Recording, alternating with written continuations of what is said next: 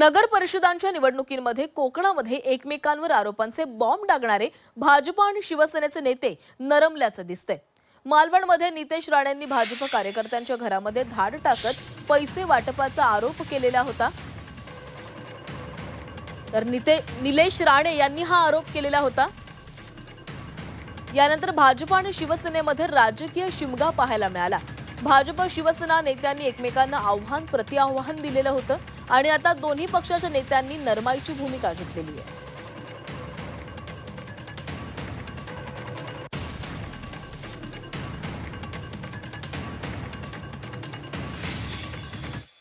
राजकीय राडा झालेला होता मतदान संपायला काही वेळ आणि 100 जणांवर सेना भाजपच्या पदाधिकारी गुन्हे दाखल झालेले। मी मगाशीच माझ्या सांगण्यामध्ये मी हे सांगण्याचा प्रयत्न केला। निवडणुका असतात, निवडणुकांना निवडणुकीसारखं घेतलं पाहिजे आणि निवडणुका संपल्यानंतर सर्व विसरलं पाहिजे। आमचं दोघांचं पर्सनल काहीच नाही याच्यामध्ये।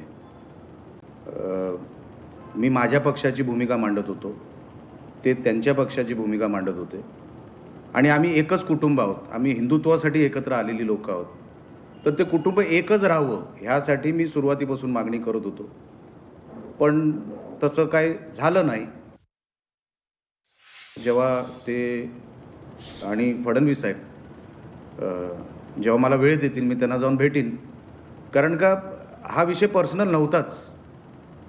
आणि जसं मी बोललो की आम्हाला पुढच्या सगळ्या निवडणुकीमध्ये ही जशी निवडणूक झाली तशी परत कुठलीच निवडणूक होता कामा नये। आम्ही एकत्र लढलं पाहिजे, एकत्र आमची ताकद आहे आणि ती ताकद त्या ताकदीने लढवलं तर रिझल्ट आपल्याला जो अपेक्षित आहे तो आपल्याला मिळू शकतो, असं माझं म्हणणं सुरुवातीपासून आहे।